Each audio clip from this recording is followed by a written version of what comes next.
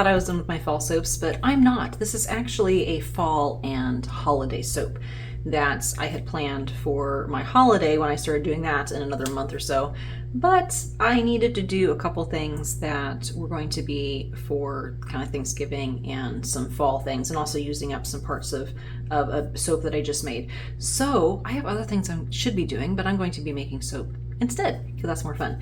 Anyway, this is going to be a gingerbread type house soap, and these are some molds that I got that are super cute. I've never used them before, but I think they'd be really fun for the holidays, and a nice toasty warm scent, and kind of a cookies for Santa scent, which I've done before. Now where the fall part comes in, why I'm doing this a little bit earlier, is I have some little pieces I need to use up, and I don't quite know how much batter these are going to use, so I'm just going to use my regular 20 bar recipe, and then I'm going to put the overflow into these other molds.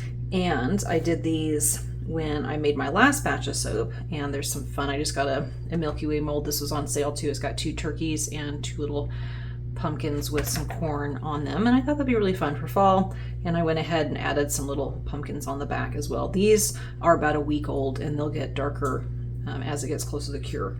These little pieces are ones that I cut out to make these stencil soaps, and I just added those to the back.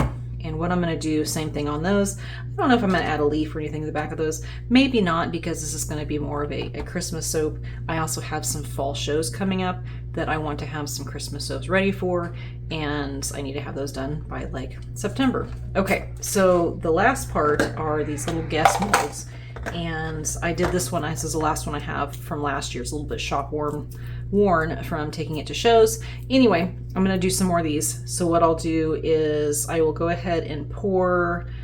I might do it the reverse way. So I'll go ahead and whatever's left after these, I'll pour some in here, leave maybe, I don't know, 1/4 inch or so gap, and then I will put these on top, and then I will pour, once these are cured, I'll do some clear melt and pour glycerin soap, and that will be a nice addition to all these. So I'm going to go ahead, finish. I've got my goat's milk here. I have my fragrance blend here. It's a really nice toasty cookie fall Christmassy scent. It's, you know, it's got almond and hazelnut. It has apple and cinnamon, ginger, sugar and cream, just a really, really fun, warm, toasty scent. So I'm gonna go ahead and get everything ready to go, and we'll be back here in a little bit once everything is to the correct temperature, and we'll make the soap and then see how well these molds work. One thing I think I'm gonna need to do, because I've got 2 of them stacked together, I'm gonna get a tray, and I may need to, they're a little bit flimsy, so I may need to support these a little bit to keep them from falling in.